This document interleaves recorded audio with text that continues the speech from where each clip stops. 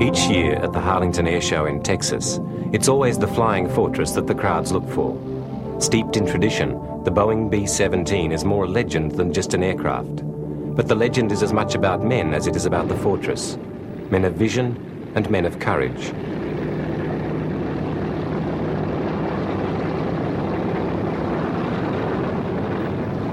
The first of the men of vision in this story was General Billy Mitchell. His experience in the First World War convinced him that air power was the only way to protect America in any future war, and further, that the winner of such a conflict would be determined on the basis of superior air power. Because this would involve the bombing of naval targets, his new ideas brought him into conflict with the Navy and the administration, and eventually cost him his career. But not before he'd proved his point on the captured German battleship, the Ostfriesland.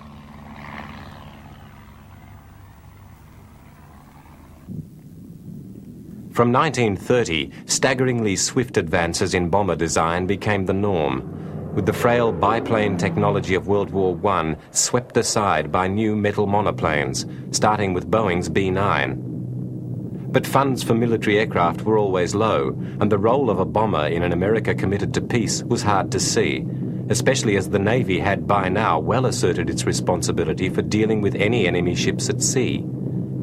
The inter-service rivalry of this era was to have a continuing influence on the development of the bomber throughout the 30s, though clearly some bomber force had to exist, even if only of token strength. The career of the B-9 was short, replaced by the B-10, which itself marked another huge step forward in design. But apart from exercises, the only action they saw was in use against the effects of natural disasters, like airdrops to the victims of floods. In this, they did provide a unique service, and with the Air Corps always keen to demonstrate its usefulness to the public, they were rapidly on hand wherever disaster occurred.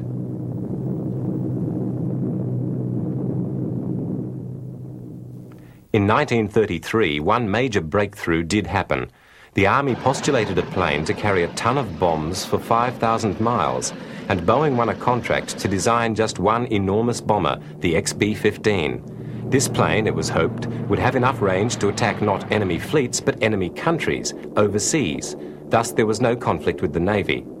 Because of its size, the XB-15 was not completed until 1937, and although it saw considerable service as the C-105, a military transport, it really was more of a guinea pig to explore the theory of extra long-range bombing. And with the Army backing the project, the engineers were able to develop technologies that were to stand both Boeing and the US in good stead in the years to come. First to benefit was Pan American Airways, who needed long range for its commercial flying boats. And Boeing quickly adapted the XB-15's wing and other various parts to make what was, for many years, the largest airliner in production, the Clipper. This idea was successful, and Boeing gained more experience with large planes.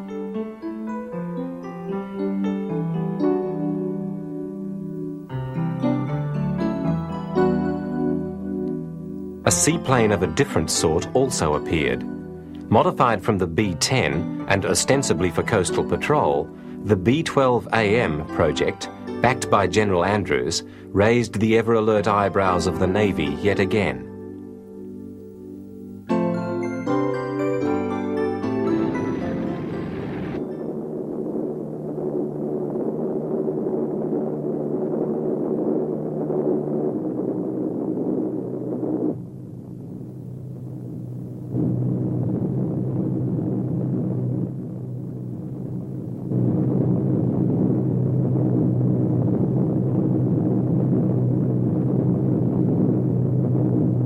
Early in 1934, the Army called for designs to be prepared to replace the B-10 with a plane that had roughly twice its bomb load and range. With the decision to be made on the basis of a competition between prototypes produced at the manufacturer's expense, Boeing, short of cash, faced a dilemma.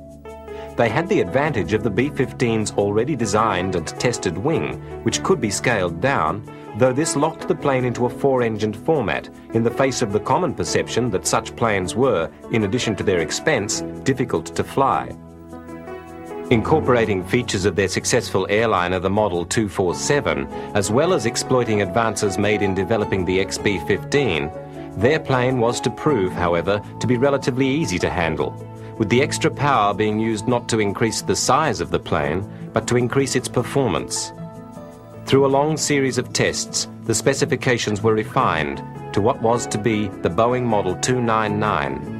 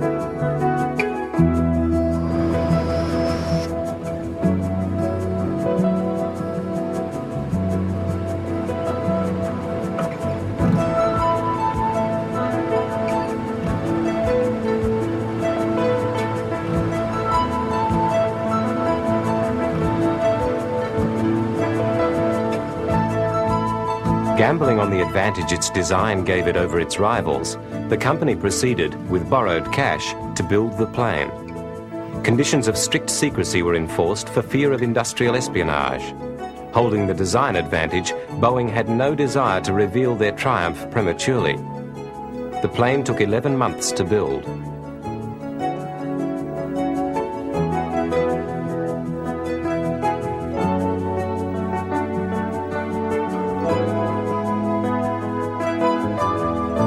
On the 1st of July 1935, the mystery ship was wheeled out of its construction hangar, and immediately it was apparent that this was the most advanced bomber yet built. Capable of carrying 2.5 tons of bombs 2,000 miles at over 200 miles per hour, armed with 5 machine guns, she was clearly representative of a new generation.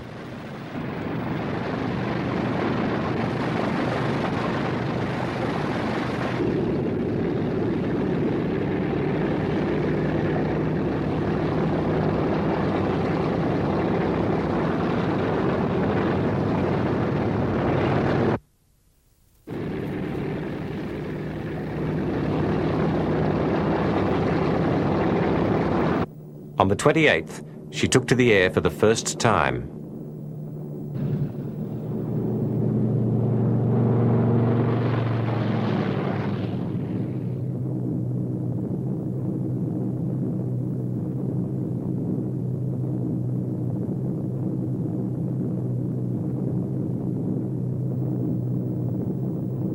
The claim, "We've got a winner," was one that, with some justification, the Boeing company had made before. By the time the 299 landed after her first flight, it was evident that, on this occasion, it was an understatement.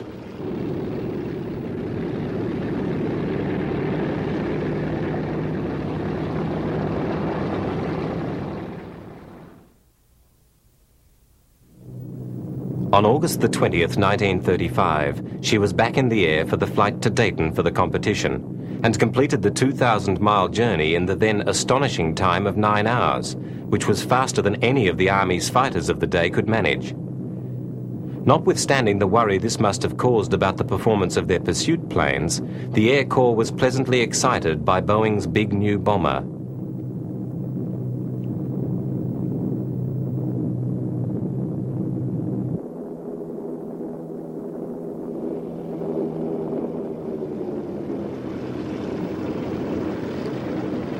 The other 2 prototypes in the competition were both modifications of existing planes. Martin's B-12 was in fact a variant of the B-10, and Douglas's B-18 was based on its successful DC-2 airliner. Both were dwarfed by the 299. The B-18, sharing the DC-2's sturdiness, plodded reliably into history. By the time conflict came, she'd clearly been superseded, and, modified as an anti-submarine aircraft, she spent the war patrolling the US coasts. As the competition commenced, the Model 299 was redesignated the B-17, and as the trials continued, with the top brass looking on, she proceeded to surpass all the specifications the Army had set. Then came disaster. Before takeoff, the pilot had omitted to release the locks on the control surfaces, and the plane ploughed into the ground. Through no fault of the design, the 299 was unable to complete the tests as there was no backup plane available.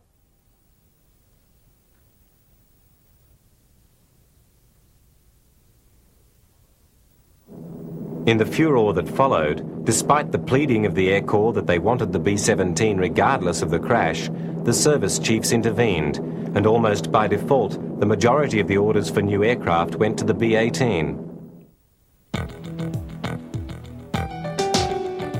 The pleading of the Air Corps did, however, see an order placed for 13 Boeings, to be known as YB-17s. The engineers went literally back to the drawing board, and the new planes incorporated extensive modifications.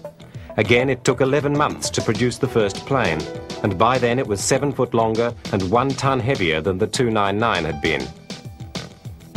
With such a small production run, the new aircraft were virtually handmade, modern technology being coaxed together with manpower and methods perhaps more appropriate for building buggies.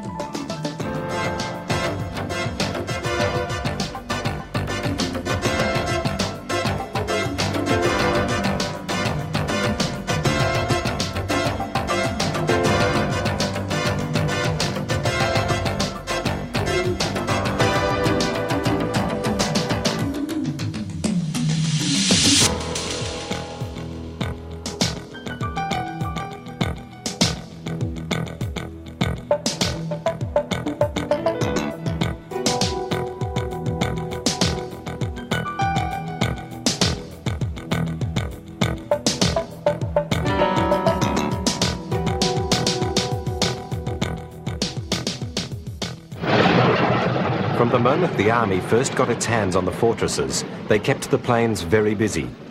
General Andrews was determined to show them off, to win public support for an expansion of the Air Corps.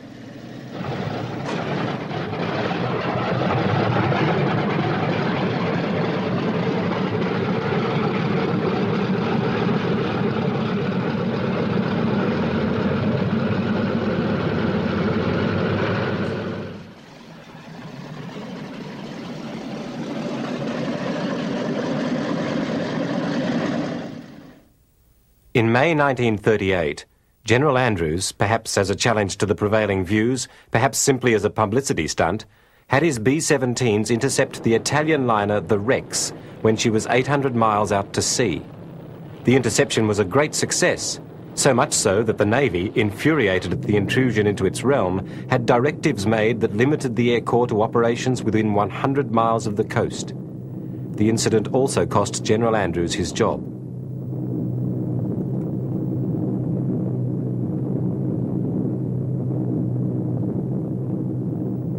The chief navigator on the flight to intercept the Rex was another man who was to greatly influence not only the B-17 story, but indeed the successful implementation of the whole theory of strategic bombing, Curtis LeMay.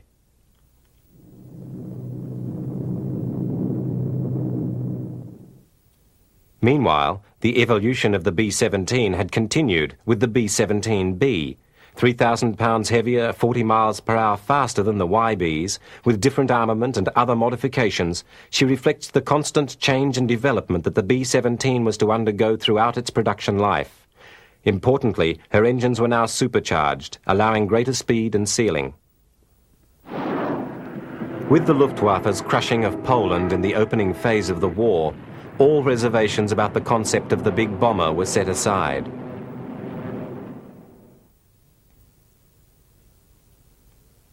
The first fortresses to see action, B-17Cs and Ds, were those provided to Britain, where they were called Fortress 1. But the early British experience was very unsatisfactory, highlighting, among other things, the lack of effective rear armament.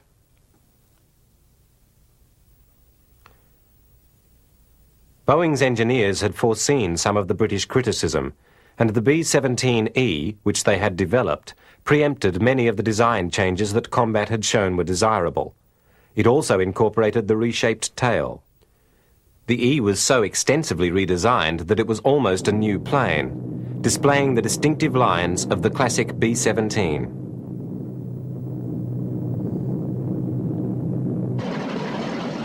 The Fortress was now bristling with 50mm machine guns.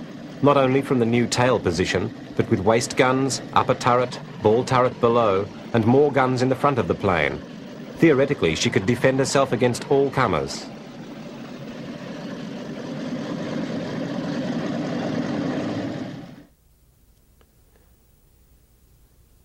But only the earlier shape was available when the US was pulled into World War II by the events at Pearl Harbor.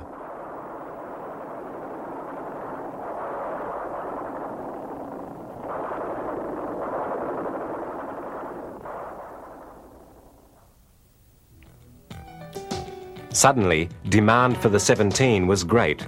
The plane many did not want before was now vital.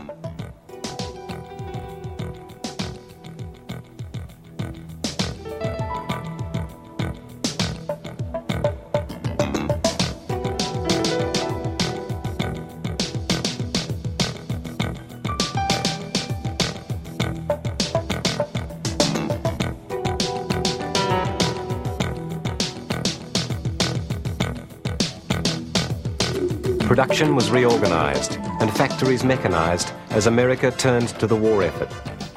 With the workforce distorted by the call of the military, for the first time huge numbers of American women took the load in the manufacture of US armaments.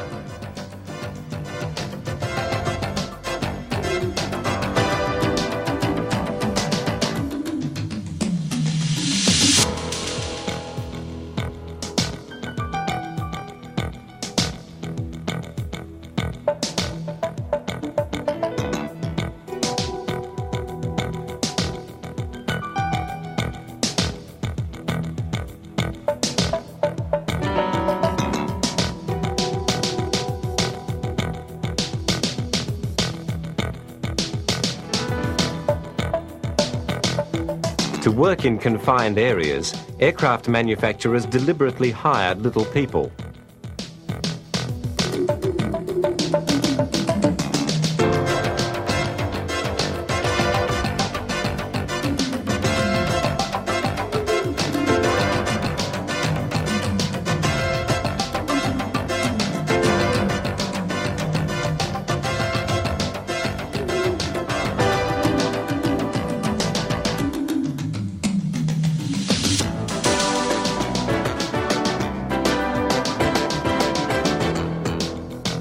With the automation of so many processes that had previously been exactingly carried out by hand, the scale and speed of production reached levels that would have been inconceivable only a few years before. At the peak of B-17 production, the three companies involved in building them were turning out 130 per week, with Boeing's Seattle plant producing 16 per day.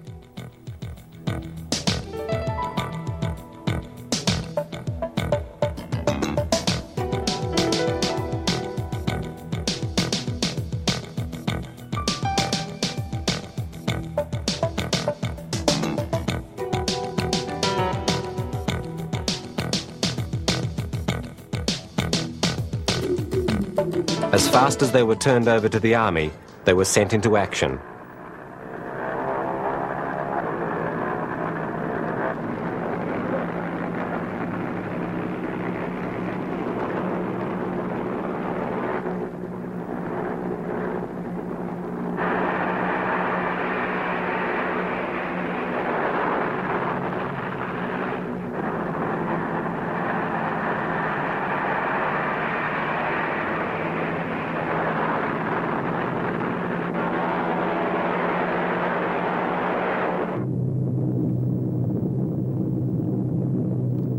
For most B-17s, going to war meant going first to England, to join the strategic bombing offensive against Nazi Germany.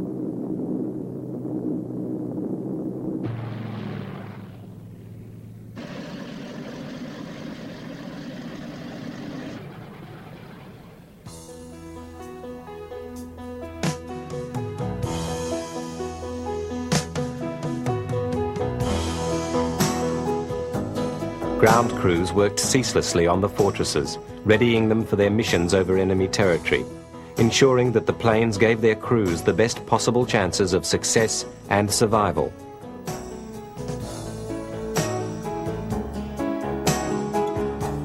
With the great height that the missions were flown at, the crews needed special clothing to help combat the extreme cold.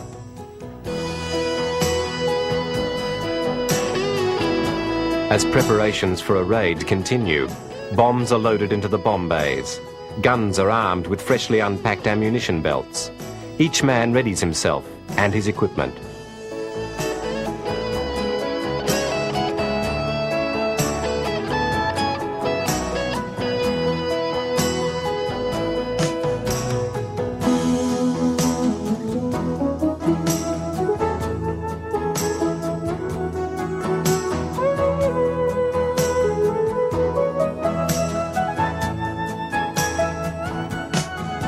The plane comes to life with the business of war, and the men talk among themselves, trading stories and information about their jobs.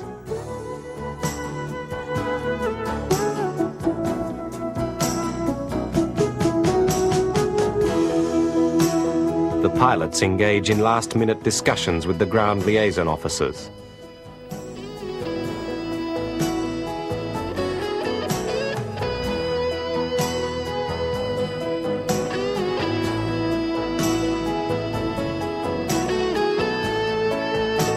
Another essential garment for the gunners.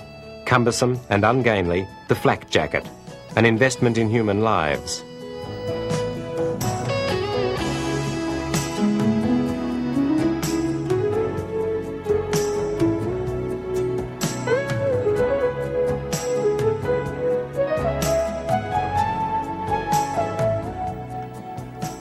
The throat microphone made for uncomfortable vital communications, especially when teamed with the oxygen mask.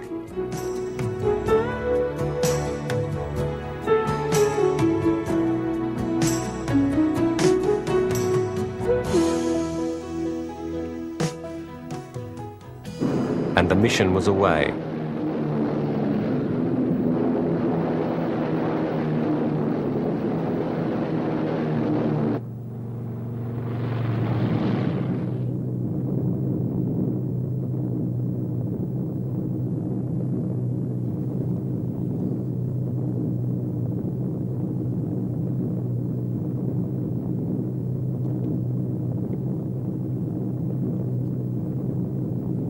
Flying towards Germany, weighed down by their bomb loads, the B-17's gunners have an all-important role. Their alertness and skill is the plane's only protection.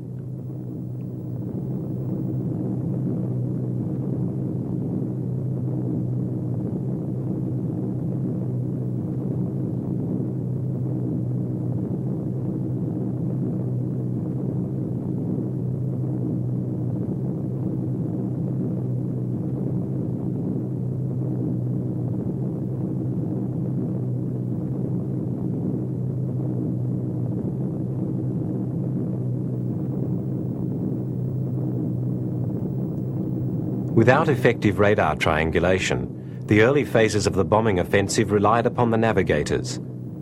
The British nighttime operations had earlier failed to refine their navigation, and specific targets had been abandoned in favour of area bombing. The US, however, bombing by day, threw responsibility onto the navigators and persisted with specific attacks.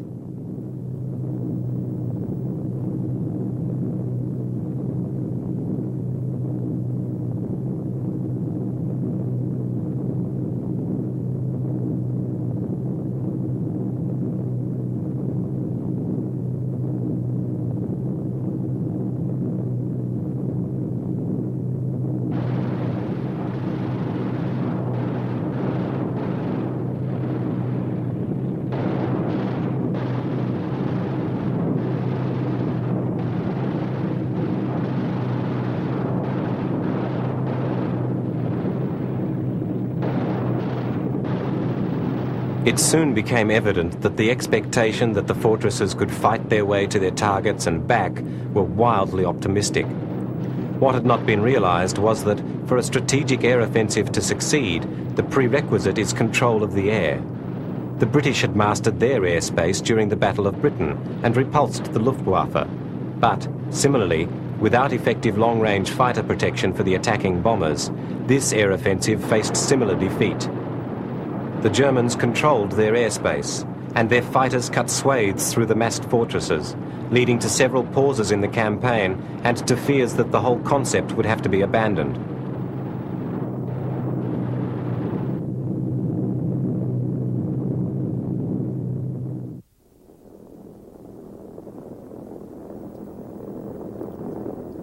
On many missions, whole squadrons were annihilated as the losses grew to staggering proportions.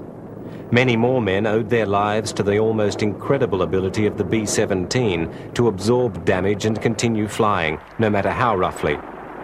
Many planes that made it back did so in conditions such that they were scrapped, but their crews still owed them their lives.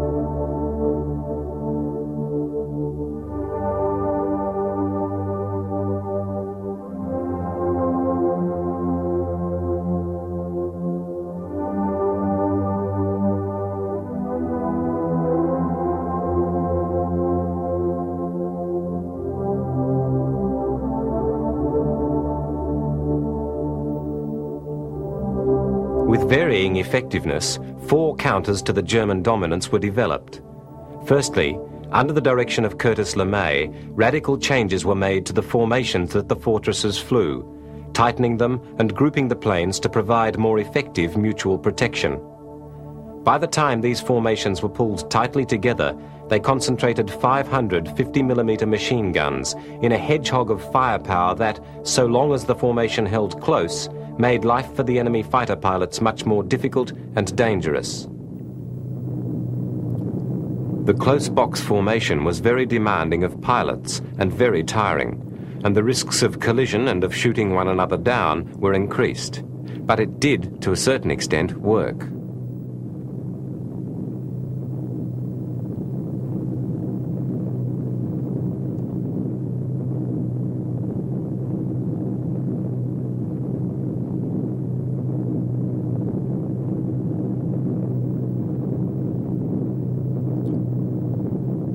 Having the massed guns of the fortresses operating in concert certainly meant that the enemy losses were much higher. In fact, it is probable that the B-17s shot down more enemy aircraft over Europe during the war than all other US aeroplanes combined, making their gunners the unsung aces of the conflict.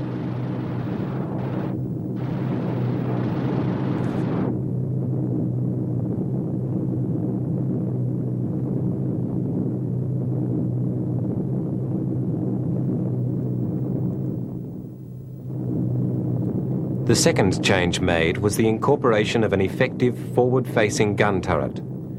This chin turret was first added by the Douglas Company to fortresses it built, as a result of criticism that the plane was being routinely dealt with by the Luftwaffe attacking from straight on. it proved an instant success and was incorporated into all later B-17Fs and to the B-17G.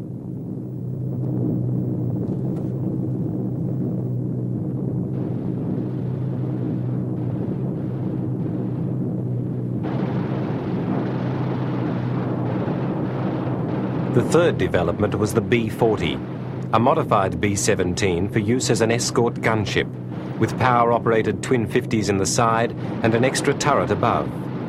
Unlike the normal bombers, this plane was crammed with ammunition for its guns. However, this made it very heavy, and after the other B-17s dropped their bombs, they were lighter and faster than the escort plane. Though it did have enormous firepower, as escorts the planes were only marginally successful. Most of them were developed and built by Lockheed Vega, who by now were one of the 3 companies building B-17s.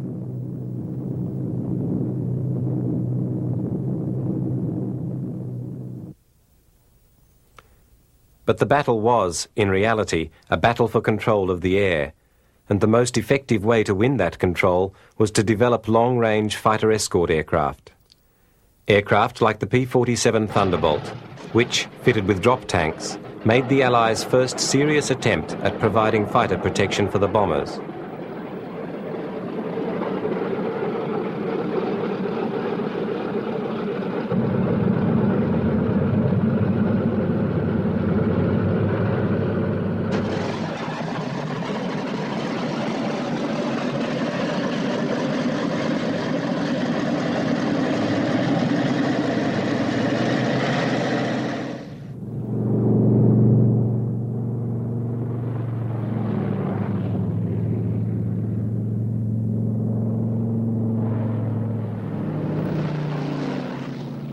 Also tried was the twin-engined P-38 Lightning.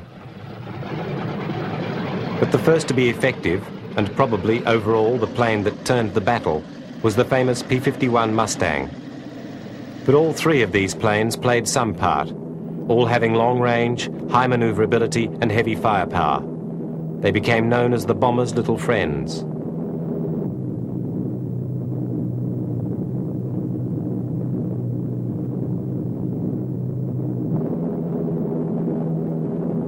Until after D-Day they could take off from airfields in France, all of the escorts relied upon drop tanks for the extra fuel they needed.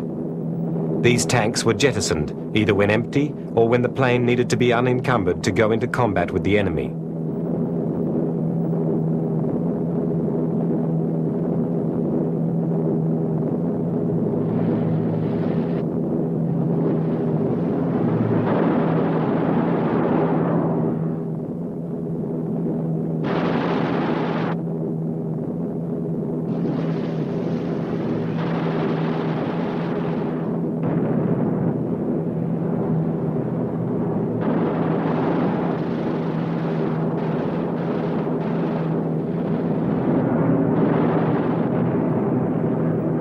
For most of the war, however, even with drop tanks, US fighter pilots were able to sweep the air of enemy fighters only for the first part of bomber missions.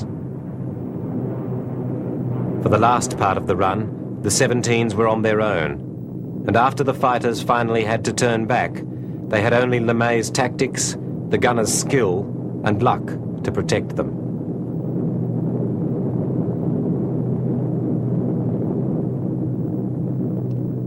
Almost as deadly as the enemy fighters, in terms of overall losses of fortresses during the war, was the German flak.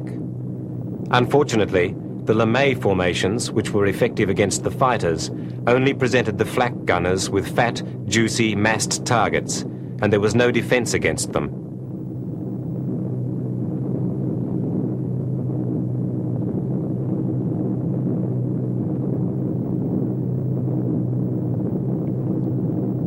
The final approach was always the worst point of the mission, as the plane was locked into the bomb site on a form of automatic pilot and guided by the bombardier. It was impossible to change course, and luck became their only ally. Eventually, their bombing campaigns were to be one of the deciding factors of the war, much as the planners had originally thought, as they crippled Germany's war production and devastated her transportation systems. They even served their own ends too, in that the German petrol shortages became so severe that the Luftwaffe eventually was hard-pressed to keep what few planes it still had in the air to fight them.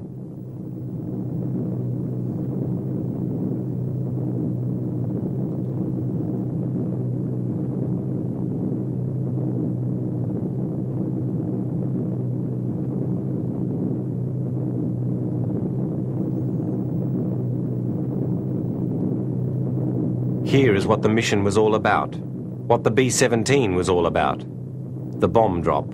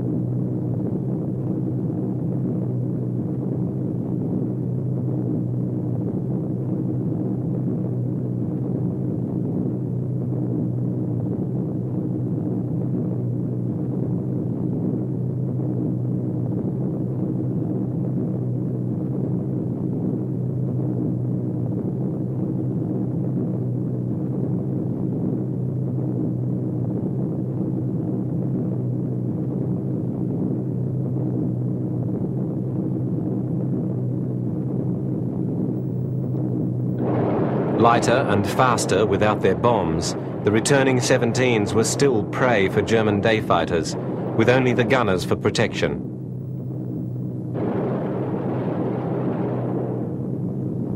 There's 4 of them, 1 o'clock high. They're coming around. Watch them.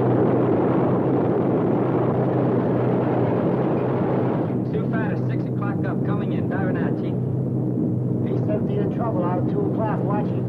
Got an engine on fire. Despite the efforts of the gunners, for very many planes the protection they could give was ineffective against the excellent German fighters. 3 planes, 9 o'clock, coming around. Keep your eye on them,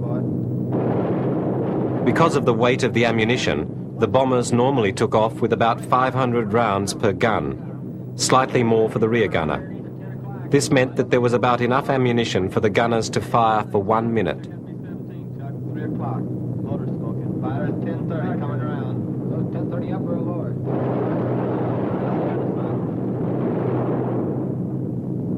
B-17 out of control at 3 o'clock.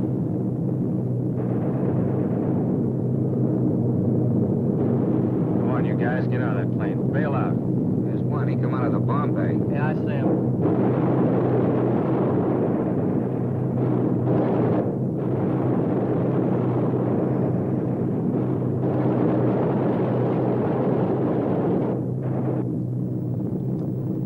Even badly damaged, the strength of the B-17s often brought them home.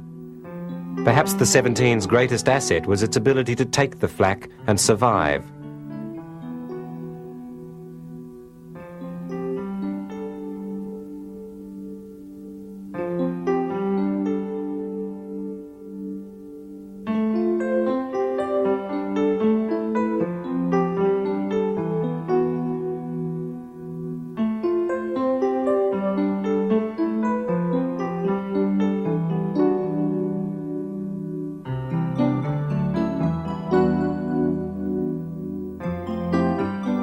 Not all B-17 damage was caused by the enemy.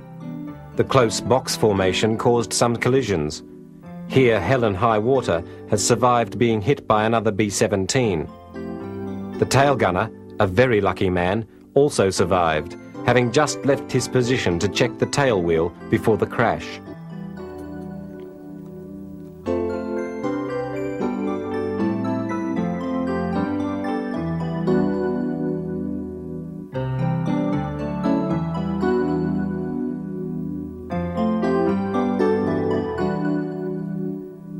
Many B-17s that struggled back too damaged to be repaired were used to cobble together composite planes, patchwork bombers, to help make up the heavy losses.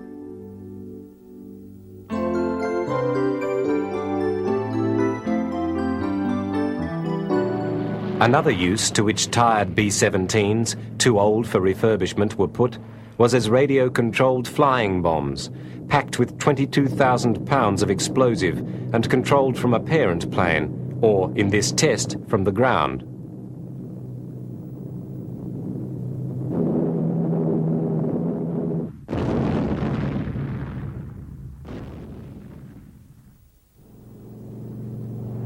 More successful was their use as launch platforms for guided bombs.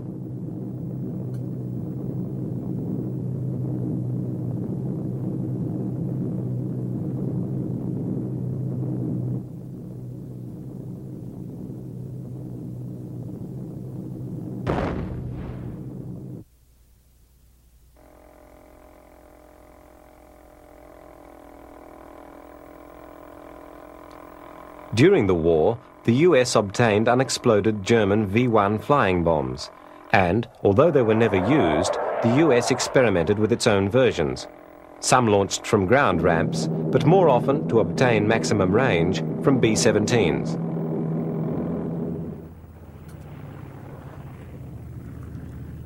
While the Fortress is most often associated with the European theatre, it saw much service in the Pacific. In fact, it was the only four-engined bomber on hand when war broke out. The 17 saw service at Midway, Rabaul, and in countless other attacks against the Japanese, who, like Germany, really did not have an equivalent in range, lifting capacity, or versatility.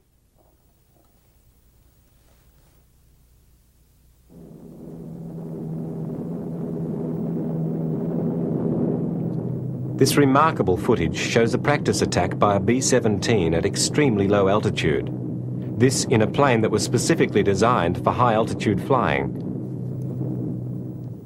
The vast expanses of the Pacific, however, required more range than the Fortresses could offer, and soon B-24 Liberators, which had still greater range and fully automatic pilots, were to take over much of the heavy bomber role in the Pacific.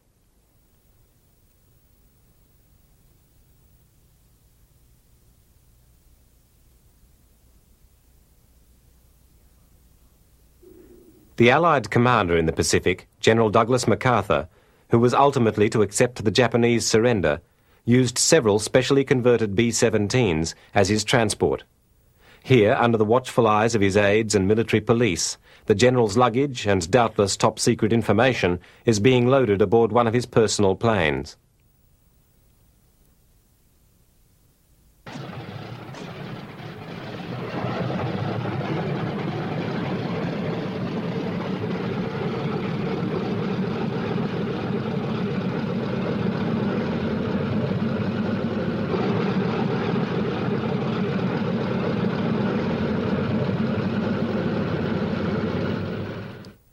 The transport application of Model 299 was actually considered well before the war, when Boeing used its wing and tailplane in its Stratoliner. This, the first pressurized transport aircraft ever built, was to use a new fuselage, but in most other ways was a B-17. Many saw service throughout the war, where their four engines helped them cross the Atlantic with little fear of attack.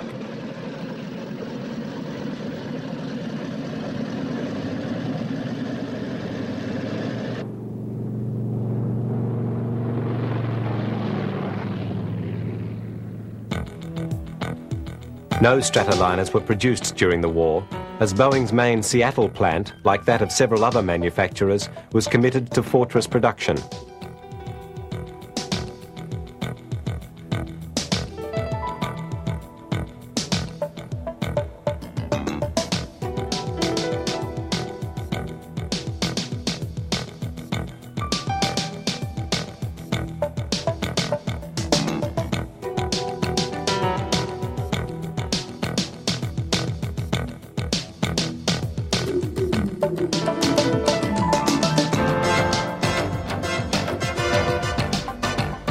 The pre-war lessons Boeing had learned from the pressurized high-flying Stratoliner was still to be used in the war effort, but in a different plane. Even before the war, Boeing and the Army were testing the effects of pressurization on crew and aircraft, because a totally new bomber was on the way. This plane, the B-29, would fly much higher and further than the B-17, and pressurization offered the only alternative to the uncomfortable and restricting oxygen mask.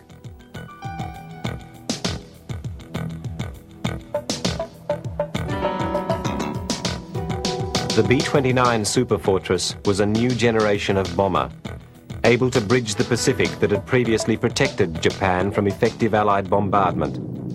Thousands were built, but it took only 2 to bring the war to an end, using new tools of destruction with unprecedented power.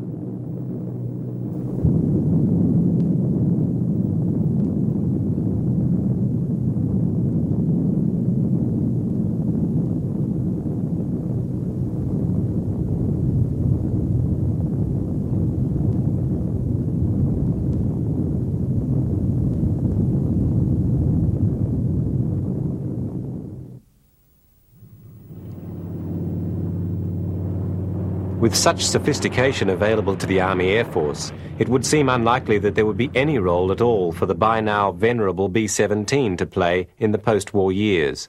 But not so. Here again, Curtis LeMay, now a General and Deputy Chief of the Air Staff for Research and Development, is about to observe the use of atomic weapons against naval targets in a test that is a far cry from intercepting the wrecks in the pre-war YB-17s. The drop will, of course, be made by a B-29 at a test site in the Pacific, but its effects are not predictable, and much information on this new type of weapon remains to be gathered.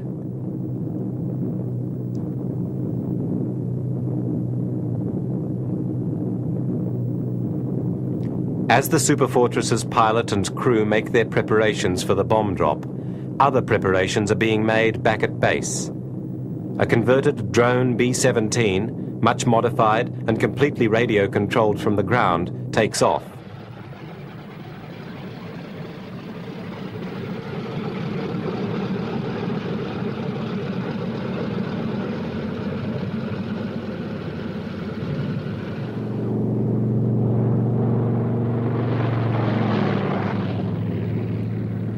Once in the air, another B-17, refitted as a mothership and carrying airborne radio controllers, will direct the drones to the test site.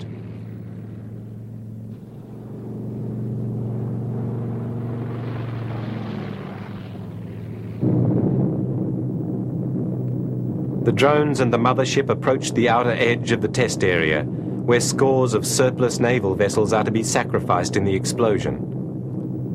The B-29 makes its final approach over the target, and the bomb aimer adjusts his sight. While miles away, naval crews prepare to watch a new kind of terror.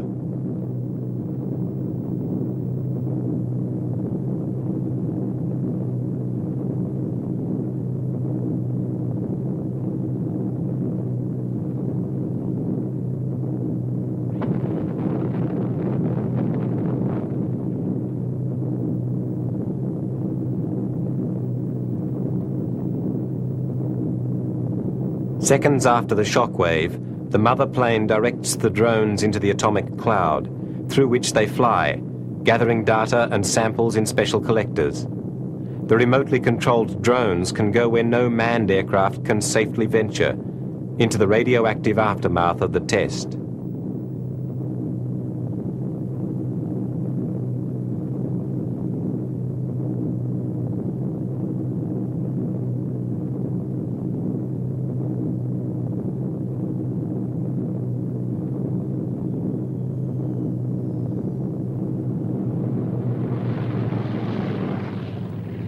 The drones are returned to base, and the mother plane hands over to ground control for landing.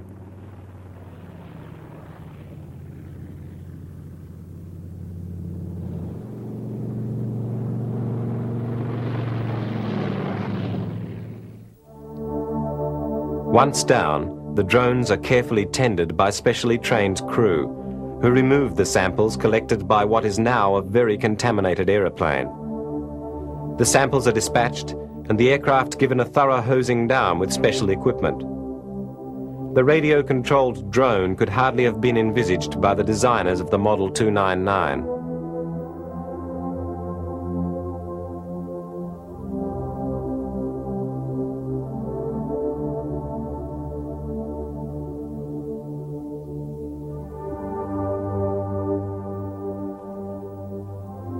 Hardly had the West obtained a monopoly on atomic warfare than it was lost, and thus began another war, the Cold War. From the 50s on, the United States was to constantly watch for Soviet aircraft which could bring devastation to America, with ground-to-air missiles ever ready to answer the bomber's threat. Ground-to-air tactics had to be tested, and again the pilotless B-17 drone was used.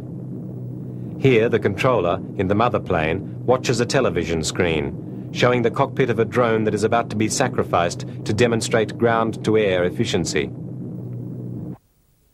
In this, the Fortress's last service role, many of the B-17s were shot down with the Boeing, one of the most successful ground-to-air missiles, and, perhaps ironically, perhaps fittingly, also built by Boeing.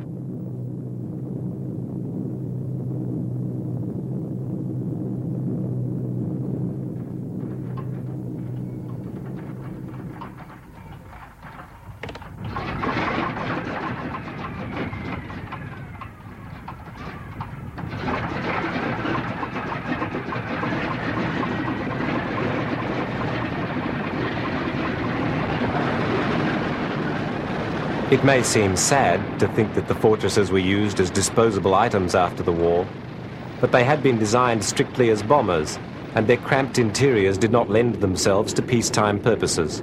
So, being superseded as military tools, at the end of the World War, most of them were simply scrapped. Perhaps this was an ignominious end, but perhaps it was fitting. After all, they had done what they were designed to do, and done it well.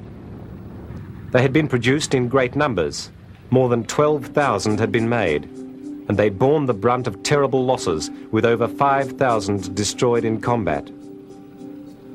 They had been so important that enormous production capacity had been devoted to them, with 3 aircraft manufacturers building them, with their motors being made by 2 companies, including Studebaker, with the farming equipment manufacturer Alice Chalmers turning their plant to making superchargers for them, and with a brassiere manufacturer making nacelles for their engines.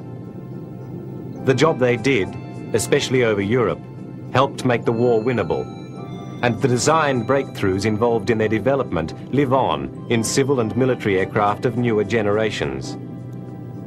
The few that still fly are treasures, not just because of the memories, but because they are, with their grace and power, still great planes.